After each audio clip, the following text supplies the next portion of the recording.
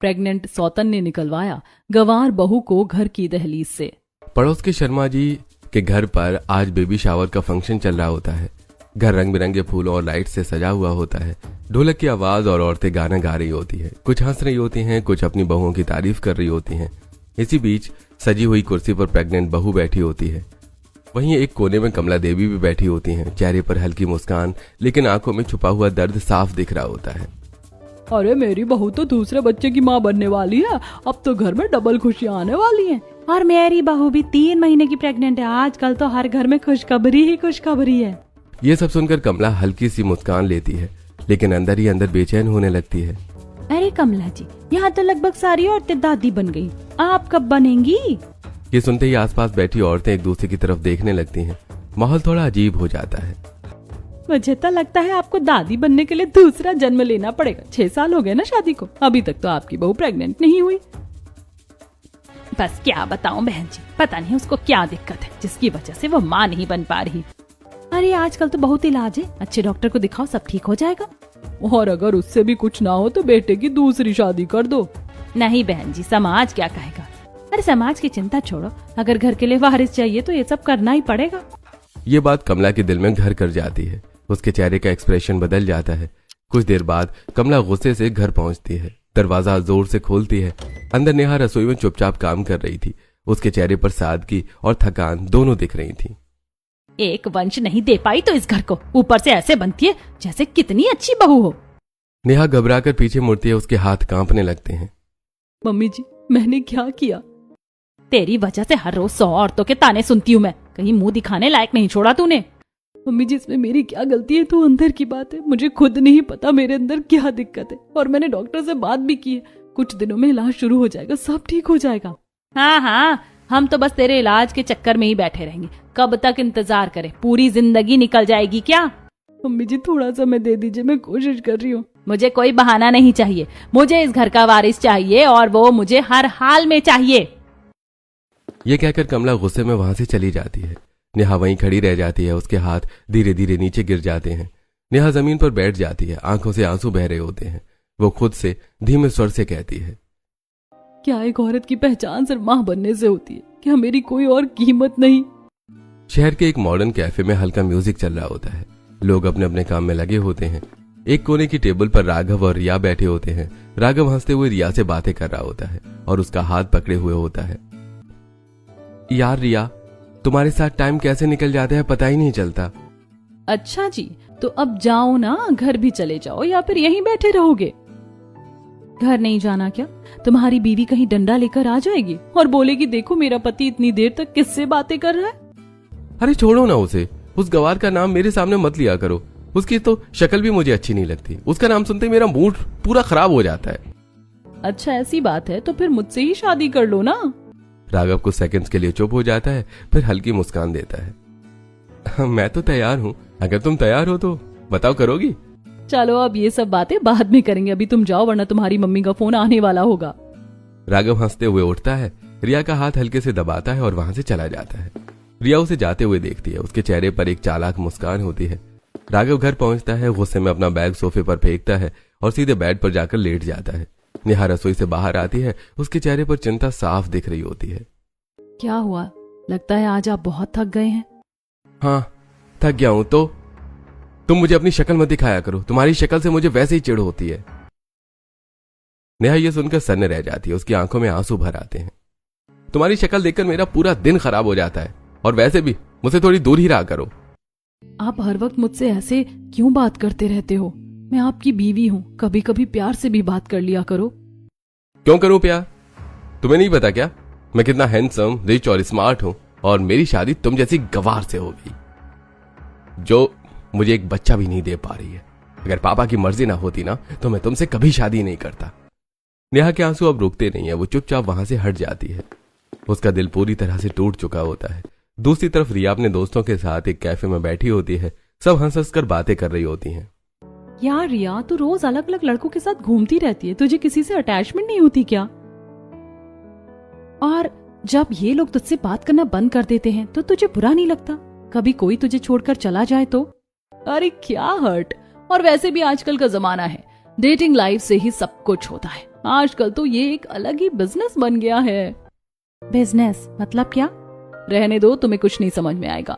मेरी अपनी अलग स्ट्रैटेजीज हैं। रिया की आंखों में चालाकी साफ झलक रही थी। उसे न प्यार से मतलब है न रिश्तों से, उसका निशाना सिर्फ पैसा और फायदा है। अगली सुबह का घर का हॉल साफ सुथरा और शांत होता है।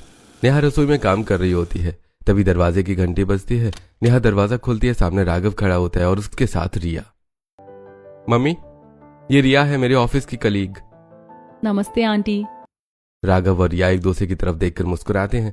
राघव हल्के से उसका हाथ पकड़कर अंदर लाता है। दोनों की आंखों में एक अलग ही चमक होती है जो साफ बता रही होती है कि रिश्ता सिर्फ ऑफिस तक सीमित नहीं है। नमस्ते बेटा, आओ बैठो। कमला की नजरें बार बार उनकी आंखों और आंखों के इशारों पर जाती है और उसके चेहरे पर हल्की सी चालाक मुस्कान आ जाती है। मुझे तो पहले से ही पता था मेरा बेटा किसी और से प्यार करता है, लेकिन इसके पापा ने कभी मेरी बात नहीं मानी और इस नेहा को हमारे सिर पर बैठा दिया।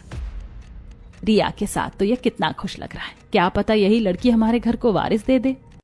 नेहा ये सब चुपचाप देख रही होती है। उसकी आंखों में दर्द साफ दिख रहा होता है, लेकिन वो कुछ नहीं कहती। रात को घर का हॉल शांत होता है। कमला और प्रीतम जी कमरे में बैठे होते हैं। आज आपने देखा राघव रिया के साथ कितना खुश था। इतना खुश तो मैंने उसे नेहा के साथ कभी नहीं देखा। तुम अपने बेटे की गलत हरकतों को बढ़ावा मत दो, यह बहुत गलत बात है। घर में उसकी बीवी है, उसे उसी पर ध्यान देना चाहिए, न कि बाहर की लड़कियों पर। हाँ, हमें भी पता है आपकी बहू कितनी भली है। 6 साल में एक बच्चा तो नहीं दे पाई इस घर को, ना ही इस परिवार की पीढ़ी आगे बढ़ा पाई। बस चुप रहो कमला। प्रीतम जी का गुस्सा साफ दिख रहा होता है। ये जो भी हो रहा है ना, ये सब तुम्हारी वजह से हो रहा है। हर वक्त राघव को उकसाती रहती हो। अगर तुम उसे समझाती तो वो समझ जाता, लेकिन जब माँ ही उसे गलत सिखाएगी तो बेटा भी वैसा ही बनेगा। हाँ, आपको तो हम दोनों ही गलत लगते हैं। वो नेहा ही आपके लिए सबसे अच्छी है। दोनों के बीच दूरी और बढ़ जाती है। घर का माहौल और ज्यादा खराब हो जाता है। अगले दिन एक 5 स्टार होटल में बिजनेस मीटिंग चल रही होती है। राघव सूट बूट में कॉन्फिडेंस के साथ बैठा होता है। उसके आसपास कई लोग होते हैं और कुछ लड़कियां भी दूर खड़ी होकर उसे देख रही होती हैं। यार, ये राघव कितना हैंडसम है। और सिर्फ हैंडसम ही नहीं, बहुत अमीर भी है। एक स्माइल दे देना तो लाइफ सेट हो जाए। राघव अपनी मीटिंग में बिजी होता है, लेकिन उसकी नजरें बार बार सामने बैठे रिया पर जा रही होती हैं। रिया भी उसे देख रही होती है। दोनों के बीच आंखों ही आंखों में बातें हो रही होती हैं। मीटिंग खत्म होते ही राघव सीधे रिया के पास जाता है।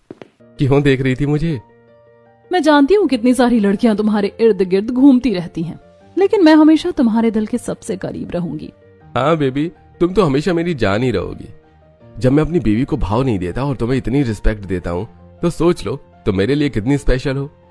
रिया हल्की सी मुस्कान देती है, लेकिन उसकी आंखों में प्यार नहीं, सिर्फ लालच और चालाकी दिख रही होती है। शाम को सड़क पर हल्की हल्की लाइट्स जल चुकी होती हैं। राघव अपनी कार चला रहा होता है और बगल में रिया बैठी होती है। दोनों म्यूजिक सुनते हुए लॉन्ग ड्राइव का मजा ले रहे होते हैं। राघव, चलो ना आज होटल चलते हैं। मैं लॉन्ग ड्राइव से बोर हो गई हूँ, वहीं जाकर मजे करेंगे। जैसा तुम कहो बेबी, चलो होटल चलते हैं। कुछ ही देर में दोनों एक साथ होटल पहुंच जाते हैं। कमरे में जाते ही दोनों एक दूसरे के करीब आने लगते हैं। उनके बीच की नजदीकियां साफ दिख रही होती हैं। यह वही पल होता है जहां रिया अपनी चाल को और मजबूत कर रही होती है और राघव पूरी तरह उसके जाल में फंसता जा रहा था। कुछ दिन बीत जाते हैं। एक दिन राघव और रिया फिर मिलते हैं। रिया का चेहरा इस बार थोड़ा गंभीर होता है। राघव, मैं प्रेग्नेंट हूँ, ये तुम्हारा बच्चा है। यह सुनते ही राघव के चेहरे पर पहले हैरानी और फिर अचानक खुशी आ जाती है। क्या, मेरा बच्चा? सच में रिया? जो खुशखबरी मुझे आज तक मेरी बेबी नहीं दे पाई, वो तुम दे रही हो। क्या सच में ये मेरा बच्चा है? हाँ, ये तुम्हारा ही बच्चा है। तुम्हें क्या लगता है मैं इतनी कैरेक्टरलेस लड़की हूँ? नहीं, बेबी, मुझे तुम पर पूरा भरोसा है। तो अब अपने घर वालों से बात कर लो। बच्चा तुम्हारा है तो शादी तो करनी पड़ेगी। हाँ, कुछ तो करना ही पड़ेगा। अगले दिन राघव रिया को लेकर घर पहुंचता है। रिया ने अपने पेट पर हाथ रखा होता है। वो सच में प्रेग्नेंट होती है। नेहा, कमला और प्रीतम जी हॉल में मौजूद होते हैं। मैं राघव के बच्चे की माँ बनने वाली हूँ। यह सुनते ही घर में सन्नाटा छा जाता है। क्या, रिया सच में? हाँ मम्मी, ये सच है। कमला के चेहरे पर खुशी साफ दिख रही होती है, जैसे उसकी सबसे बड़ी इच्छा पूरी हो गई हो। राघव, तुझे बिल्कुल भी शर्म नहीं रही क्या? घर में तेरी बीवी है और तू बाहर ऐसी गंदी हरकतें कर रहा है।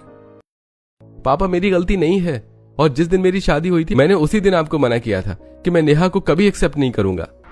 नेहा और राघव का गृह प्रवेश हो रहा होता है। पूरा परिवार मौजूद होता है। मेरा इस लड़की से कोई लेना देना नहीं है। ना मैं इसे पसंद करता हूं और ना ही मैं इसे कभी अपनी पत्नी मानूंगा। नेहा की आंखों में उसी दिन आंसू आ जाते हैं और सब चुप रह जाते हैं। नेहा ये सब सुनकर पूरी तरह टूट जाती है, उसकी आंखों से आंसू बहने लगते हैं। अरे आप क्यों परेशान हो रहे हैं? दोनों बच्चों की शादी कर देते हैं। वैसे भी ये दोनों कई सालों से एक दूसरे को जानते हैं और इसके बहाने हमारे घर में वारिस भी आ जाएगा। तुम पागल हो गई हो क्या कमला? शर्म नहीं आती एक औरत होकर दूसरी औरत का घर बर्बाद कर रही हो? मैं क्यों खराब कर रही हूँ उसकी जिंदगी? जब वो इस घर को वारिस नहीं दे सकती तो कुछ तो करना ही पड़ेगा। उसके इंतजार में पूरी जिंदगी थोड़ी बैठ सकते हैं। नेहा रोते हुए कमला के पैरों में गिर जाती है। मम्मी जी प्लीज ऐसा मत करिए, कुछ महीनों में सब ठीक हो जाएगा, इलाज चल रहा है। कुछ महीने करते करते 6 साल हो गए। मुझे नहीं लगता तू कभी ठीक हो पाएगी। तू जैसी है वैसी ही रहेगी। कमला गुस्से में नेहा को धक्का दे देती है। हट जा, मेरे पैरों में गिरने की कोई जरूरत नहीं है। नेहा जमीन पर गिर जाती है, सबके सामने रोती है, लेकिन कोई उसकी मदद नहीं करता। कुछ ही दिनों में राघव और रिया की शादी हो जाती है। घर में फिर से सजावट होती है, लेकिन इस बार खुशी अधूरी होती है। रिया दुल्हन बनकर घर में प्रवेश करती है। कमला आरती उतारती है, मुस्कुराती है और दूसरी तरफ नेहा एक कोने में खड़ी होती है। उसकी आंखों में आंसू होते हैं और दिल पूरी तरह टूट चुका होता है। रिया के घर में आते ही पूरा माहौल बदल जाता है। हॉल में हर किसी का ध्यान सिर्फ उसी पर होता है। कमला उसकी हर छोटी बड़ी जरूरत का ख्याल रख रही होती है। राघव उसकी हर बात पर मुस्कुरा रहा होता है। बस एक इंसान है जो शांत बैठा सब देख रहा है, प्रीतम जी। रिया बेटा कुछ चाहिए तो बताना, अब तुम्हें किसी चीज की कमी नहीं होगी। मम्मी, रिया का पूरा ध्यान रखना, ये अब सिर्फ मेरी नहीं इस घर की जिम्मेदारी है। नेहा एक कोने में खड़ी ये सब देख रही होती है। उसकी आंखों में दर्द साफ दिख रहा होता है। एक दिन दोपहर को रिया सोफे पर आराम से बैठी होती है। कमला उसके पास बैठकर उससे बातें कर रही होती है। नेहा रसोई में और हॉल के बीच में काम में लगी होती है। नेहा इधर आ। जी मम्मी जी। चल रिया के पैर दबा, इसके पैरों में दर्द हो रहा है, ये प्रेग्नेंट है, तुझे इसकी परवाह करनी चाहिए। नेहा यह सुनकर सन्न रह जाती है। उसके चेहरे पर गुस्सा और अपमान साफ दिखता है। मैं क्यों दबाऊं इसके पैर? मैं कोई नौकरानी थोड़ी हूं। ओ नेहा, इतनी भी चिढ़ने की क्या बात है? अगर तुम इस घर को वारिस दे देती तो तुम्हारी हालत भी मेरे जैसी होती। लेकिन जब तुम नहीं दे सकती तो एक्सेप्ट कर लो, मैं ही इस घर की असली बहू हूं और अब इस घर पर मेरा हक है। नेहा की आंखों में गुस्सा भर जाता है। तुम कितनी भी कोशिश कर लो, ये घर मेरा ही रहेगा। तुम मेरे और मेरे पति के बीच में तीसरी औरत बनकर आई हो और हमेशा वही रहोगी। रिया का चेहरा गुस्से से लाल हो जाता है। चुप करो, ज्यादा जुबान चलाने की जरूरत नहीं है। उसी पल रिया के मन में नेहा के लिए गहरी नफरत भर जाती है। रिया अपने कमरे में अकेली बैठी होती है। उसके चेहरे पर गुस्सा और चालाकी साफ झलक रही होती है। इस नेहा को तो मैं इस घर की दहलीज से बाहर निकाल कर ही रहूंगी। अगर मैंने इसे इस घर से नहीं निकाला तो मेरा नाम भी रिया नहीं। अब चाहे मुझे ये गेम और ज्यादा सीरियस क्यों ना लेना पड़े, लेकिन मैं इसे इस घर में नहीं टिकने दूंगी। दिन बीतते जाते हैं और नेहा की हालत और खराब होती जाती है। कमला उससे पूरे घर का काम करवाती है। रिया के लिए फल लाना, उसे खाना खिलाना, उसके सिर की मालिश करना, उसके पैरों की मालिश करना। नेहा ये सब मजबूरी में करती है, लेकिन अंदर ही अंदर टूटती जा रही होती है। एक शाम नेहा घर के गार्डन में अकेली बैठी होती है। आंखों में आंसू और चेहरा उदास होता है। बेटा। हाँ जी पापा जी। मैं जानता हूं तुझे कितना दुख होता है ये सब देखकर, लेकिन मैं क्या करूं। मैंने राघव को कितना समझाया, कमला को भी, लेकिन ये दोनों जैसे बुद्धिहीन हो गए हैं। इन्हें कुछ समझ ही नहीं आता है। नेहा हल्की सी मुस्कान लाने की कोशिश करती है। पापा जी, मेरे लिए यही काफी है कि आप मेरे साथ हो, लेकिन ये लोग जो कर रहे हैं बहुत गलत है और एक दिन इन्हें अपने बुरे कर्मों का फल जरूर मिलेगा। हाँ बेटा, मैं तेरे साथ हूं और तू सही कह रही है। ये जो हो रहा है वाकई बहुत गलत है। दोनों चुपचाप बैठे रहते हैं। एक तरफ सच्चाई है, दूसरी तरफ झूठ और अहंकार। घर का माहौल अब पूरी तरह बदल चुका होता है। रिया हर वक्त नेहा को नीचे दिखाने का कोई मौका नहीं छोड़ती है। कमला और राघव भी उसकी हर बात में साथ देते हैं और नेहा चुपचाप सब सहती रहती है। नेहा, जरा पानी तो लाना, और हाँ, ठंडा होना चाहिए। ठीक है। नेहा चुपचाप पानी लेकर आती है। रिया उसे ऊपर से नीचे तक देखकर हल्का सा मुस्कुराती है, जैसे उसे अपमानित करने में मजा आ रहा हो। एक दिन रिया राघव के पास जाती है। राघव, मुझे शॉपिंग करनी है, कुछ पैसे चाहिए। हाँ बेबी, जितने चाहिए ले लो। राघव तुरंत उसे मोटी रकम दे देता है। रिया खुशी खुशी चली जाती है। थोड़ी देर बाद नेहा हिम्मत करके राघव के पास आती है। राघव, मुझे कुछ पैसे चाहिए थे, घर के कुछ सामान के लिए। मेरे पास फालतू पैसे नहीं है, जो चाहिए मम्मी से मांग लो। नेहा चुप हो जाती है। उसकी आंखों में आंसू आ जाते हैं, लेकिन वो कुछ नहीं कहती। रिया बाहर जाकर खुलकर शॉपिंग करती है। महंगे महंगे ब्रांडेड कपड़े, ज्वेलरी, बैग्स लेकर आती है, लेकिन उसका व्यवहार कभी कभी अजीब लगने लगता है। वो हर वक्त फोन पर किसी न किसी से बात करती रहती है, छुप छुप कर मुस्कुराती है। एक दिन रिया अपने दोस्तों के साथ कैफे में बैठी होती है। सब हंसते बोलते बातें कर रहे होते हैं। और बता, तेरा नया शिकार कैसा चल रहा है? नया शिकार तो बहुत अच्छे से मेरे जाल में फंस गया है। अब तो मेरी और उसकी शादी भी हो चुकी है। अब देखते हैं ये रिश्ता कितने दिन तक चलता है। तुझे बिल्कुल भी डर नहीं लगता? अगर किसी दिन तुझे किसी ने पकड़ लिया तो पकड़ लेने दो, मैं किसी से डरती थोड़ी ना हूँ। रिया की बातों में साफ झलकता है कि उसके लिए ये रिश्ता सिर्फ एक खेल है। घर में एक दिन दोनों रिया और नेहा आमने सामने खड़ी होती हैं। नेहा, पता चल रही है ना तुम्हारी औकात इस घर में क्या है? औकात तो तुम्हें मैं बताऊंगी, तुम बस देखती रहो। तुम इस घर की दहलीज पर ज्यादा दिन टिकने वाली नहीं हो। मैं एक दिन तुम्हें इस घर से बाहर निकाल दूंगी। निकाल कर दिखाना, मैं भी देखना चाहती हूँ तुम्हारी हिम्मत। मैं इस घर की पहली बहू हूँ और पापा जी मुझे सपोर्ट करते हैं। वो कभी मुझे इस घर से जाने नहीं देंगे। ठीक है, मैं तुम्हें चैलेंज देती हूँ। बहुत जल्द तुम्हें पता चल जाएगा कि कौन तुम्हारे साथ है और कौन नहीं। कुछ दिन बाद कमला पड़ोस की औरतों के बीच बैठी होती है। रिया भी उसके साथ होती है। उसके पेट पर हाथ रखा होता है। देखो, आप कह रही थी ना कि मेरे घर में वारिस नहीं हो सकता। देखो, मेरी बहू आ गई है, अब ये मेरे घर को वारिस देगी। इसका 5वां महीना चल रहा है। बस कुछ ही महीनों में मेरे घर में भी बच्चे की किलकारी गूंजेगी। कमला जी, आपने अपनी पहली बहू को तो एक तरफ कर दिया और दूसरी के ऊपर इतना घमंड कर रही हो। कम से कम नेहा की थोड़ी इज्जत तो कर लो। जब वो हमारे घर को कुछ दे ही नहीं सकती तो मैं उसकी इज्जत क्यों करूं? और ना ही वो मेरी कुछ लगती है। मेरी असली बहू तो रिया ही है। नेहा दूर खड़ी ये सब सुन रही होती है। उसकी आंखों में आंसू होते हैं। कुछ तो मम्मी जी मुझसे पहले से ही चिढ़ती रहती थी, लेकिन जिस दिन से ये रिया आई है, अब तो उन्होंने मुझे नजरअंदाज करना शुरू कर दिया है। रात को घर में सब सो चुके होते हैं। हल्की लाइट जल रही होती है। राघव अपने कमरे में बेड पर बैठा फोन चला रहा होता है। रिया उसके पास आकर बैठती है और उसके चेहरे पर हल्की नाराजगी साफ दिख रही होती है। राघव, आप इस नेहा को इस घर से निकाल क्यों नहीं देते? क्या? अरे नहीं, रहने दो उसे। रहने दो मतलब? वो मुझे बिल्कुल अच्छी नहीं लगती। हर वक्त ताने देती रहती है। अच्छी तो वो मुझे भी नहीं लगती, लेकिन मैं कुछ नहीं कर सकता। तो क्या मैं उसे ऐसे ही बर्दाश्त करती रहूं? देखो, उसके परिवार वालों को पापा बहुत सालों से जानते हैं। मैं उसे ऐसे घर से नहीं निकाल सकता। और वैसे भी तुम्हें पता है प्रेगनेंसी में कितना ध्यान रखना पड़ता है। वो तुम्हारा सारा काम कर रही है, रहने दो उसे। रिया का चेहरा गुस्से से सख्त हो जाता है। उसे समझ आ जाता है कि राघव से उसे कोई मदद नहीं मिलने वाली। ठीक है, जैसा आपको सही लगे। राघव फिर से अपने फोन में लग जाता है। उसे अंदाजा भी नहीं होता कि रिया के दिमाग में क्या चल रहा है। रिया चुपचाप उठकर खिड़की के पास चली जाती है। बाहर अंधेरा होता है और उसके चेहरे पर एक खतरनाक मुस्कान आ जाती है। अगर ये खुद इसे तलाक नहीं दे सकता तो अब ये मुझे ही करना होगा। मैं इसे इस घर से निकाल कर ही रहूंगी, चाहे मुझे कोई भी चाल क्यों ना चलनी पड़े। अगली सुबह घर में हलचल शुरू हो चुकी होती है। नेहा रसोई में काम कर रही होती है। तभी ऊपर से रिया सीढ़ियों से नीचे उतर रही होती है। उसके चेहरे पर एक अजीब सा आत्मविश्वास और चालाक मुस्कान होती है। नेहा, आज तुम्हारा काउंटडाउन खत्म होता है। आज तुम इस घर की दहलीज से बाहर निकल कर ही रहोगी। अचानक रिया खुद ही संतुलन बिगाड़कर सीढ़ियों से गिर जाती है। वो जोर से नीचे गिरती है और तुरंत चिल्लाने लगती है। मम्मी जी बचाइए, देखिए नेहा ने मुझे धक्का दिया। ये मेरे बच्चे को मारना चाहती है। आवाज सुनते ही घर के सारे लोग दौड़ते हुए वहां आते हैं। नेहा भी घबराकर रसोई से बाहर भागती है। मम्मी जी, मैंने कुछ नहीं किया, ये झूठ बोल रही है। रिया जमीन पर पड़ी रोने का नाटक कर रही होती है। पेट पकड़कर लेट रही होती है।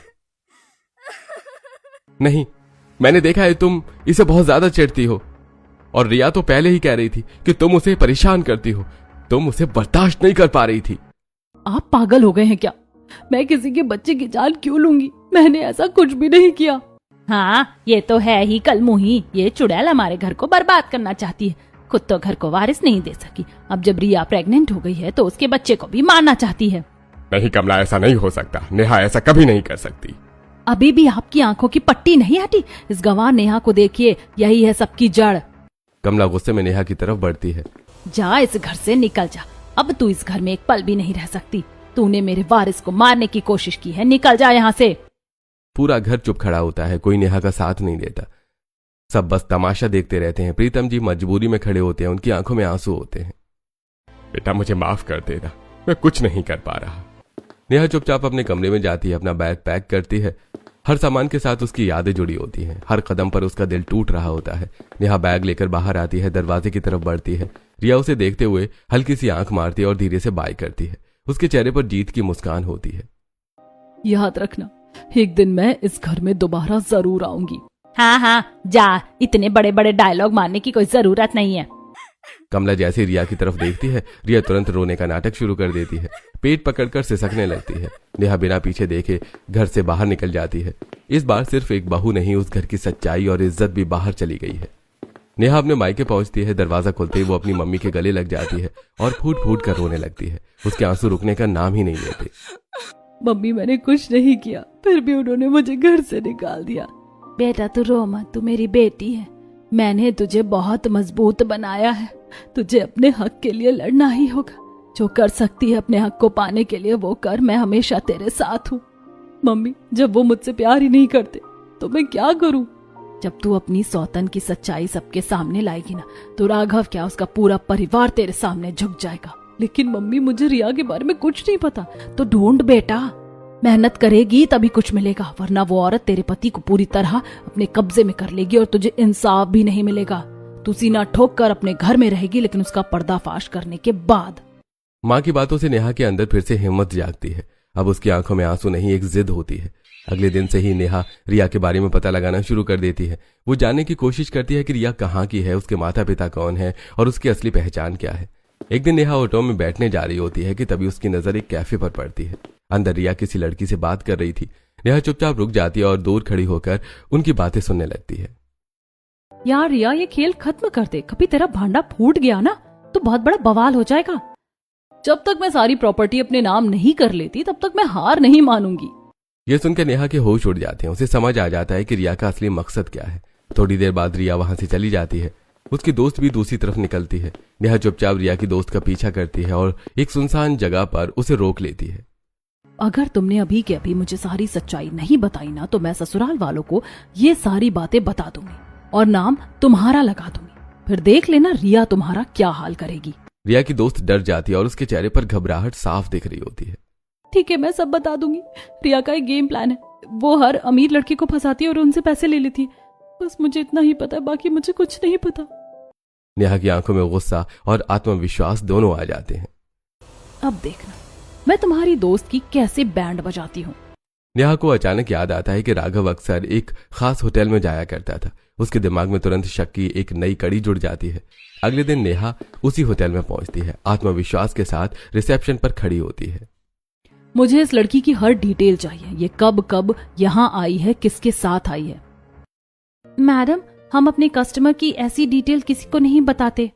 अगर आपने नहीं दिखाई तो मैं अभी पुलिस को फोन कर दूंगी और बताऊंगी कि इस होटल में 2 नंबर का काम चलता है। रिसेप्शनिस्ट घबरा जाती है, इधर उधर देखती है और फिर कंप्यूटर में रिकॉर्ड खोल देती है। सीसीटीवी फुटेज में साफ दिखता है रिया अलग अलग समय पर अलग अलग लड़कों के साथ होटल में आ रही होती है।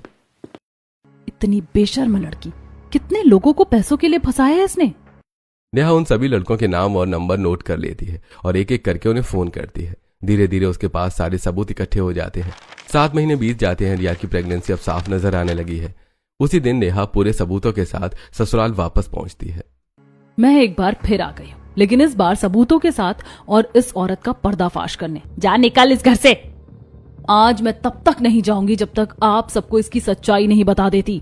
क्या सच्चाई? निकलो यहाँ से। तुम फिर से मेरे बच्चे को नुकसान पहुंचाने आई हो। नहीं, इस बार मैं सबूत लेकर आई हूँ। नेहा अंदर आती है और उसके पीछे कई लड़के भी घर के अंदर आ जाते हैं। ये कौन लड़के हैं? मुझे तो पहले से ही पता था तू कैरेक्टरलेस है, इतने लड़के लेकर आ गई मेरे घर में। मैं इन लड़कों को नहीं जानती, लेकिन ये सब रिया को बहुत अच्छे से जानते हैं और रिया भी इन्हें जानती है। सुनते ही सब हैरान रह जाते हैं। रिया के चेहरे से रंग उड़ जाता है। रिया, तुम तो कह रही थी कि तुम मेरे बच्चे की माँ बनने वाली हो और अब तुम यहाँ राघव के साथ रह रही हो। नहीं, ये झूठ बोल रहा है। मैंने तुमसे शादी करने से मना कर दिया, इसलिए तुमने दूसरा लड़का फंसा लिया। हाँ, इसका मेरे साथ भी अफेयर था। एक टाइम पर मैं भी इसका आशिक था, लेकिन इसने मुझे भी छोड़ दिया। रिया की बोलती बंद हो जाती है। राघव के पैरों तले जमीन खिसक जाती है। नेहा एक फाइल निकालती है। ये डॉक्टर की रिपोर्ट है। इसमें साफ लिखा है कि ये बच्चा राघव का नहीं है। सबके चेहरे पर शौक साफ दिखता है। हाँ, ये मेरा बच्चा है। इसने मुझे बताया था, लेकिन मैंने शादी करने से मना कर दिया क्योंकि मुझे इसके बाकी लड़कों के बारे में पता चल गया था। इसके बाद ही इसने राघव को फंसाया होगा। राघव जमीन पर बैठ जाता है, सिर पकड़ लेता है। ये सब क्या था रिया? मुझे पहले से ही पता था ये लड़की हमारे घर के लिए सही नहीं है। अब रिया रोने लगती है, उसकी हिम्मत टूट जाती है। हाँ, मैं ये सब पैसों के लिए करती थी। हर लड़के से कुछ महीनों का रिश्ता बनाती थी, उनसे पैसे और गिफ्ट लेकर आगे बढ़ जाती थी। मुझे नहीं पता था कि इस बार मैं प्रेग्नेंट हो जाऊंगी। और जब मुझे राघव के बारे में पता चला कि वो अमीर है और उसकी बीवी के बच्चे नहीं है, तो मैंने सोचा क्यों ना इस बच्चे का इस्तेमाल करके उसकी प्रॉपर्टी अपने नाम कर लूं। निकल जाओ इस घर से। तुम जैसी लड़की को मैं अपनी बहू नहीं मान सकती। प्लीज मुझे माफ कर दीजिए। लेकिन इस बार कोई उसकी नहीं सुनता। उसे उसी तरह घर से निकाल दिया जाता है जैसे उसने नेहा को निकलवाया था। रिया के घर से निकलते ही पूरा घर जैसे एकदम शांत हो जाता है। अभी कुछ देर पहले जहां चीख पुकार थी, अब वहां सिर्फ पछतावा और शर्म बची थी। कमला के हाथ पांव कांप रहे थे, आंखों से आंसू रुक नहीं रहे थे। वो धीरे धीरे नेहा के पास आती और हाथ जोड़कर कहती है, बेटा मुझे माफ कर दे, मैंने तेरी एक भी बात नहीं सुनी। मैंने तुझे बहुत गलत समझा। राघव भी पूरी तरह टूट चुका होता है। वो नेहा के पैरों में गिर जाता है। नेहा मुझे माफ कर दो। मैंने तुम्हें हमेशा गलत समझा। मैंने तुम्हें कभी वो इज्जत नहीं दी जिसकी तुम हकदार थी। नेहा की आंखों में आंसू होते हैं, लेकिन इस बार वो कमजोर नहीं, मजबूत दिख रही होती है। जब मैं आप लोगों को समझाने की कोशिश कर रही थी, जब मैं इतनी मेहनत कर रही थी इस रिश्ते को बचाने के लिए, तब आपने मेरी एक भी बात नहीं सुनी। नेहा बिना कुछ बोले अपने कमरे में चली जाती है। कमरे में हर चीज उसकी यादों से भरी होती है। वो अपना सामान, अपने कपड़े, अपनी छोटी छोटी चीजें सब एक सूटकेस में पैक करने लगती है। नेहा सूटकेस लेकर बाहर आती है। कमला और राघव दोनों उसे रोकने के लिए आगे बढ़ते हैं। बेटा तू कहाँ जा रही? कहीं मत जा, यहीं रह जा। नेहा तुम कहीं नहीं जा रही हो। मैं तुम्हारे आगे हाथ जोड़ता हूँ, तुम्हारे पैरों में पड़ता हूँ। बस मुझे एक मौका दे दो, मैं सब ठीक कर दूंगा। नेहा कुछ पल के लिए रुकती है और फिर धीरे से उनकी तरफ देखती है। एक रिश्ता प्यार से चलता है और इस रिश्ते में मुझे ना प्यार मिला ना इज्जत, और भरोसा आपने तोड़ ही दिया। तो मैं इस रिश्ते में रहकर क्या करूंगी? अब इस घर में मेरी कोई वैल्यू नहीं बची है। नेहा दरवाजे की तरफ बढ़ने लगती है। नेहा प्लीज मुझे एक और मौका दे दो। अब कुछ नहीं हो सकता, बहुत देर हो चुकी है। जो प्यार था अब वो नफरत में बदल चुका है, और एक नफरत वाले रिश्ते को दोबारा शुरू करने का कोई मतलब नहीं होता। आपने मुझे बहुत नीचे गिराया है और अब मैं इस खोखले रिश्ते को दोबारा नहीं जी सकती। नेहा घर के बाहर निकल जाती है। इस बार उसकी चाल में दर्द नहीं बल्कि आत्मसम्मान होता है। तभी पीछे से प्रीतम जी अपना बैग लेकर आते हैं। आप कहाँ जा रहे हैं? मैं भी इस घर में नहीं रुकूंगा। जिस घर में इंसाफ नहीं होता वहां रहना मेरे लिए भी पाप है। वो नेहा के पास जाते हैं। बेटा मुझे माफ कर देना। उस दिन मैंने तुझ पर भरोसा नहीं किया, ये मेरी सबसे बड़ी गलती थी।